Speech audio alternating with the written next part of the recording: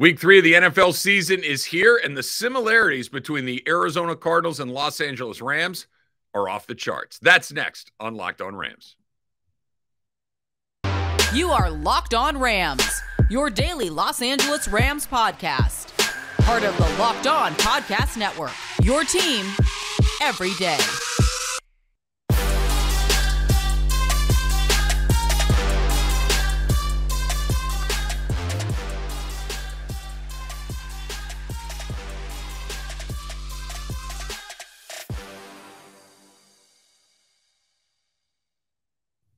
Thanks for making Locked On Rams your first listen every single day, free and available wherever you get your podcasts. My name is Travis Rogers. Not only am I your host for Locked On Rams, but I also host the Rams pregame show, their halftime show, their postgame show on their flagship station, ESPN 710. So you can check myself and Kirk Morrison, my partner on those shows. We start at 11:30 on Sunday morning on ESPN 710 if you would like to hear that. Fascinating game. It's an interesting week for the Rams for a million different reasons that we will cover coming up in just a little bit. I'm going to give you some game plan ideas. I'm going to give you some important things to keep your eyes on come Sunday afternoon. We'll do that. Plus, a very disturbing trend with the Rams through the first couple of weeks that needs to change, not only this week against the Cardinals, but something that's going to need to change going forward. And, of course, I want to talk about those similarities that we mentioned just a couple of seconds ago. Don't forget that you're going to want to follow me on Twitter, at Travis Rogers. You're going to want to click subscribe to our Locked On Rams podcast feed, the little check mark, the plus, the bookmark, whatever it is in your podcast feed. Check that. And, of course, we have our Locked On Rams YouTube channel. So you can see the podcast there. You can turn it on your laptop while you do whatever it is that you got going on. Million different ways to enjoy the pod. And today's episode is brought to you by BetOnline. BetOnline has you covered this season with more props, odds, and lines than ever before. BetOnline, where the game starts. Okay, so this is kind of weird. It's odd when you get two teams that are just so unbelievably similar at this point in the season. Here's what's going to happen on Sunday afternoon in Arizona when the Rams and the Cardinals take the field. Tell me which of these two teams you think I'm talking about. They're going to come in 1-1. They're both going to be at 500, and both teams feeling less than their best about how they got there. Okay. The team opened their season against an AFC heavyweight and got run out of the building. Okay. One team went up against the Buffalo Bills and lost 31-10 by 3 touchdowns. The other team went up against the Kansas City Chiefs and got run out by that game was arguably the most lopsided game of the opening weekend. So there are those similarities. Both of these teams went into week 2 with hey, what in the world is going on here? And went into week 2 with bit of a uncertain feeling about whether or not this is a good team, whether or not it was just a bad opening act. Are you going to bounce back? And both of these teams needed to sweat it down to the final seconds of whether or not they were going to win their games against an opponent that was not a Super Bowl contender. Okay. Let's talk about the Rams first. The Rams were dealing with the Atlanta Falcons, had a nice, comfortable lead. And then the next thing you know, Brandon Powell is taking an intentional safety out of the back of the end zone because they've already had a punt blocked, and this whole thing has gone haywire in the last quarter of the game. And now you need a Marcus Mariota sack to end the game, or he would have gotten off a Hail Mary, and who knows what happens. The Cardinals were down 20-0 at one point, had to make this furious rally, had to convert on multiple 4th downs, had to get 2 touchdowns late, had to get 2 two-point conversions on both of those touchdowns to get it done. Kyler Murray ran around like a crazy person for about 20 seconds on one play before finally running it in. Completed a pass to A.J. Green that I still don't know how got in there. And then you needed a strip and score from Hunter Renfrow to have the game end in overtime as opposed to having the Raiders kick a field goal and you being 0-2. Sound familiar? I mean, these two, and by the way, we're not done. There's a lot more similarities coming up. This is the first division game for both of these teams. This is a game that will send somebody to 2-1 thinking, you know what? We're all right. That was a really weird start of the season, but we're 1-0 in the division. We've won 2 games in a row. We're feeling pretty good about where we're headed. Let's build on a couple of wins and let's go attack the second quarter of the season, right? That's whoever, whether it's the Rams, whether it's the Cardinals, that's the feeling coming out of that game, right? Hey, listen, might not have been perfect through the first 3 weeks, but here we are. We're 2-1, 1-0 in the division, won a couple in a row. Let's go. The opposite is true. The opposite is somebody's walking off that field on Sunday, 1-2, 0-1 in the division, feeling very lucky to not be 0-3 and having all sorts of questions about where your team is. Now, for Arizona, here's where the differences lie. Arizona has a question at that point of, is Cliff Kingsbury our head coach for the future? Maybe, maybe not. Probably not, right? If this goes the way that it would typically go, this is somebody, I know he got extended, and I know that he's the guy with Kyler, all of those things, but you're talking about a team that went really well and then collapsed, and then followed the next year by going really well and collapsed. And then they gave everybody all the money, and they come in the next year and they stubbed their toe right out of the gate. It's not a good way to make everybody feel great about the head coach. If the Rams come out 1-2, you're thinking, hey, listen, they're really lucky not to be 0-3. Nobody's talking about Sean McVay. That, of course, is not a part of this. But you're saying, is Matthew Stafford's elbow healthy? Can that offensive line do the work? What's going on with the different offensive weapons that you have? Are you ever going to be able to run the ball? All of these questions are fair questions. Is this a Super Bowl hangover? Can you fix it in time? Are they good enough to win the division? Can they catch the 49ers? Is Arizona pulled ahead of them? Why can't we beat the team that we always beat? All of those questions come into focus really, really quickly if, in fact, you're 1-2. It's odd. It's the third week of the season, and you never want, again, it's the third week of the season. So 2 things can be true at the same time. This can be the third week of the season, and you got another 14 games to play. Or, hey, listen, this is the third week of the season. We got real problems. I think both of those things are in play for both of these teams, because the Rams' schedule doesn't get any easier.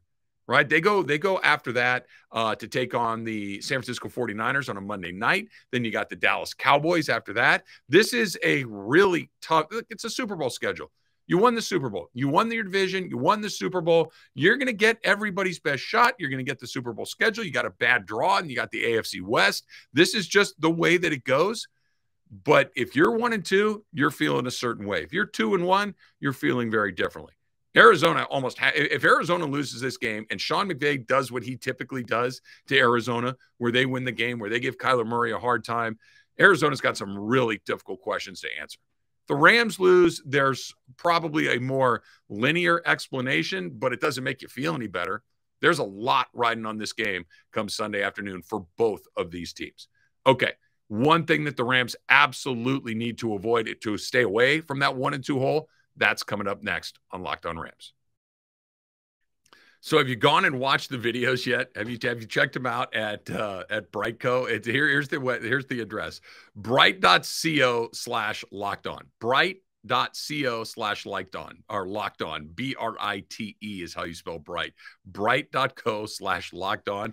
There are these incredible videos of these guys, whether it's a proposal gone wrong, somebody proposing next to this gorgeous waterfall. The guy drops the ring into the river and it's gone. And you know the rest of it. And everybody feels terrible. And it's kind of funny. But the point of all of this is you do not want to be this guy. You do not want to be the guy that goes viral on the internet for that, right? They're funny to watch. Bright.co/locked on.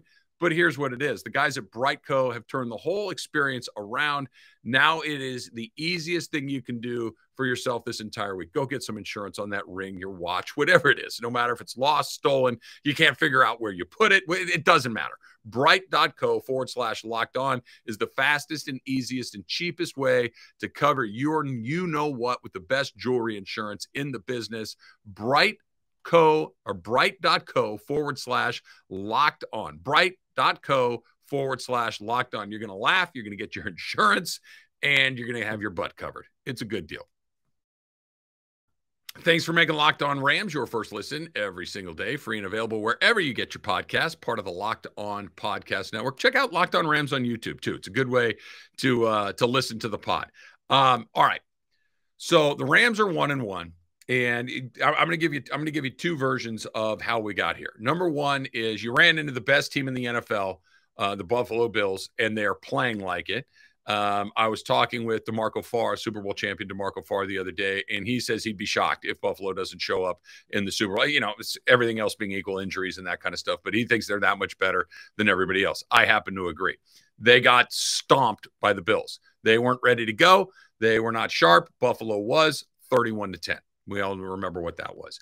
They bounced back the next week against Atlanta, and while the score was unsatisfying at 31-27, the ending was certainly a little more stress-filled than you would have liked.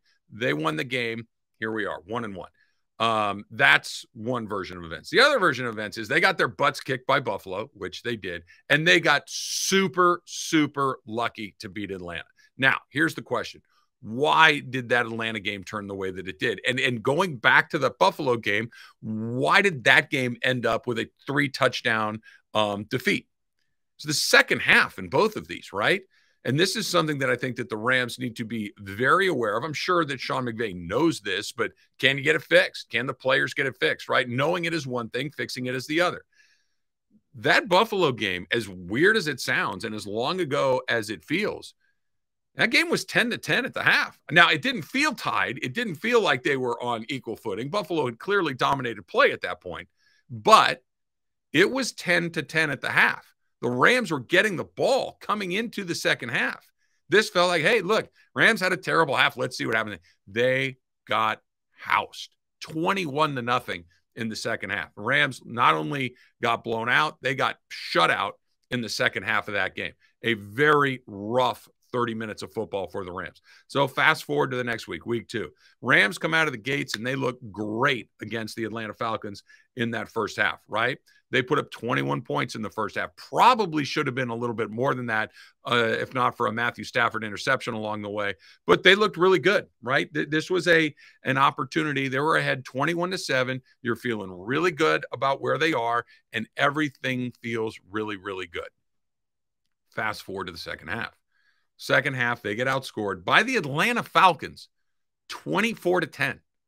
24-10. The Atlanta Falcons, Marcus Mariota, a Falcons team that I do think is a little bit better than maybe some other people think.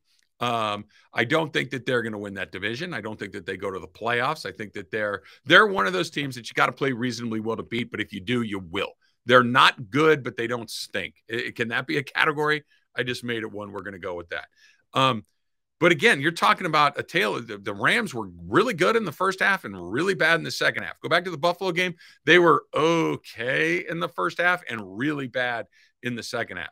This is something that the Rams have historically been pretty good at. They come out of halftime and bam, they put one on you right away. And the next thing you know, you're chasing points. The next thing you know, you're buried, and they just kind of choke you out from there. And this is one of the things that I think, you know, it's kind of different how these things have gone. In the Buffalo game, they were chasing it the whole time. And in the Atlanta game, they were ahead the whole time. But the same problem exists, right? They weren't able to do things offensively in the second half to try to catch up to Buffalo. And then in the Atlanta game, they weren't able to do things offensively in the second half to keep Atlanta off the field. They threw interceptions. They didn't run the ball particularly well. They put themselves in a little bit of a pickle to not be able to just say, look, we're going to go 6. You don't have to even score necessarily, but let's put together some 6-7 minute drives, maybe kick a field goal, maybe not, maybe just burn a bunch of clock. And it just becomes a math equation at that point. You don't have enough time to score for the lead that I've built in the second half. They haven't done that. A lot of quick drives, a lot of we had a block punt, you had another turnover. These are the things that they need to clean up a lot. Sean McVay was talking about this earlier in the week, and he said, talking about Matthew Stafford's interception rate, we want him to be, it's something you want to, you know, in Sean McVay speak. I'm not going to do a Sean McVay impression, but you obviously want to keep these at a minimum, but you want to keep him aggressive. So we're trying to find that line between being really smart and really aggressive. I like that. That makes sense. I'm on board with all of that. But how about we don't turn it over, especially when you have a big lead in the second half, especially when you're trying to spin clock, especially when you're just trying to get out of there with your first win of the season, the way that they did last week. But it got way, way too close for a variety of different reasons. But that team in the second half was not the team we saw in the first half. And if you're going to continue to put your foot on the gas, and I'm okay with that, but then let's keep our foot on the gas. Let's not get too conservative. Let's not get to the point where we're just trying to just don't, let's play Ram football.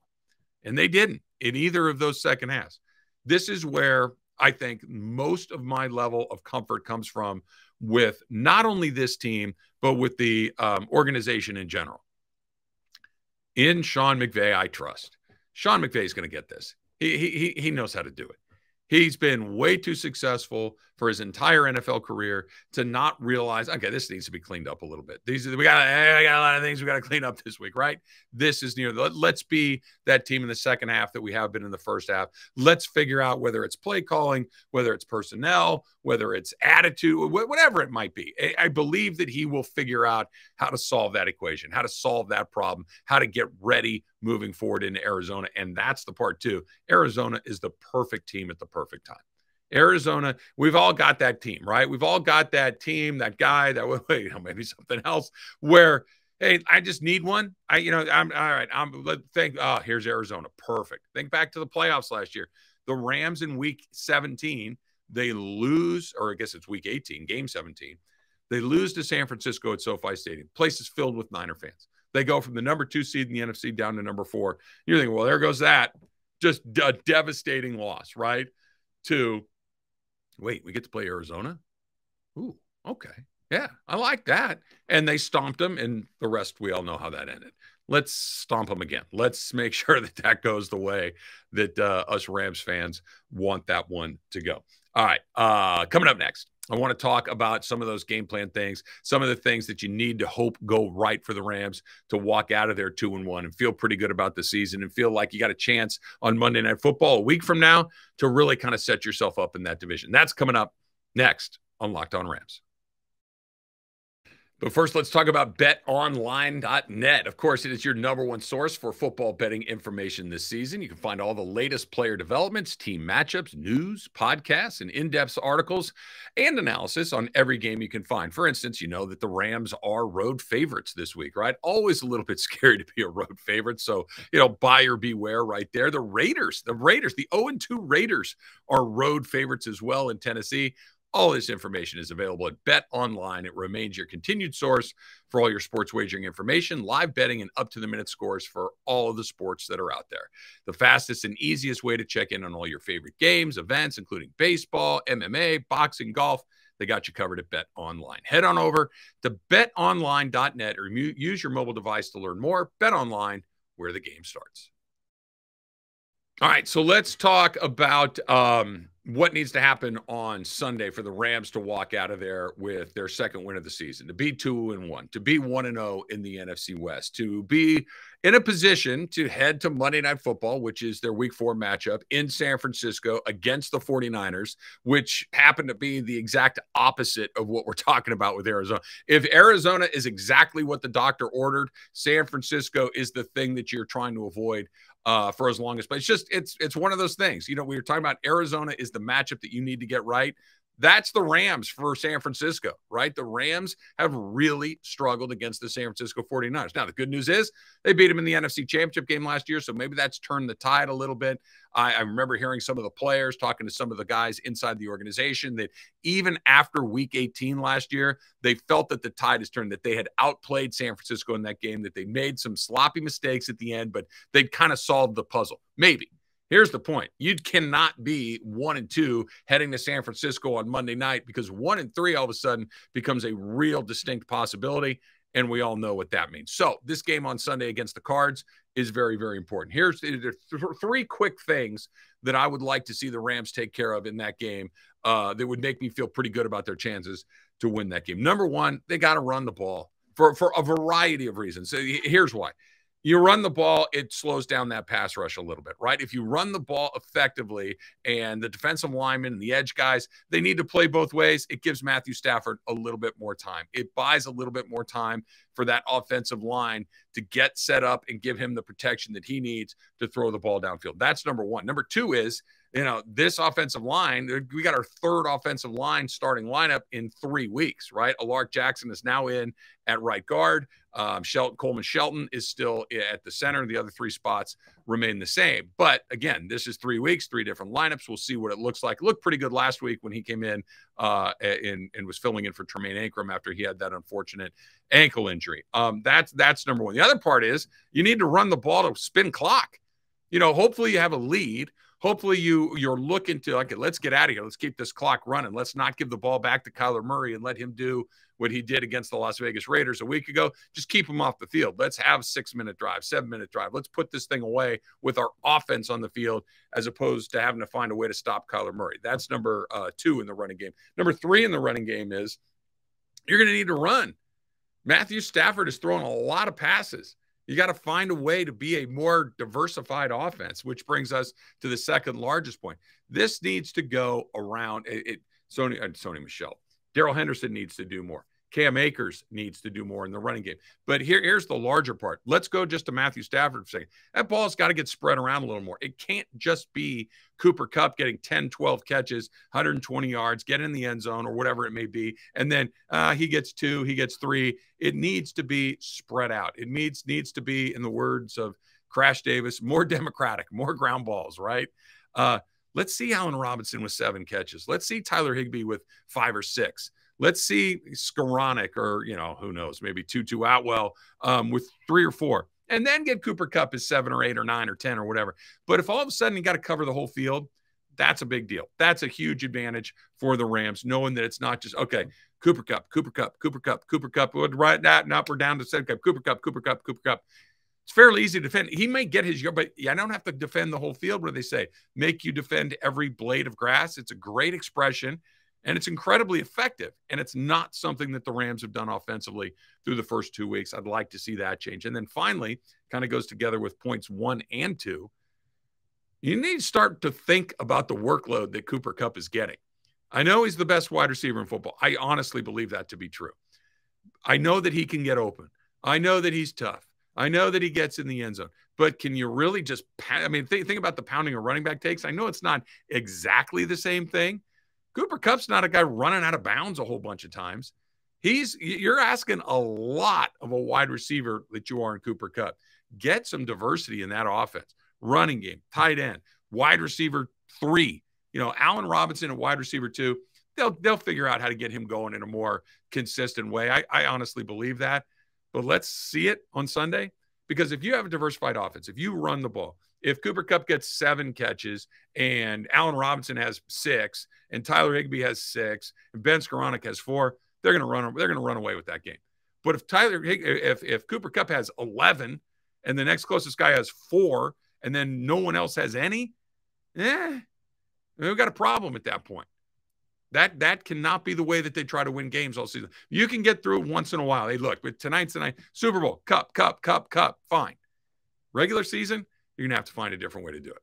That's going to do it for this edition of Locked On Rams. Thanks for making us your first listen every single day. Now make your second listen, the Peacock and Williamson NFL show. Peacock and former NFL scout Matt Williamson give you the NFL expert analysis that you need in less than 30 minutes. It's free and available wherever you get your podcasts. Until next time, whose house? It's Locked On Rams house.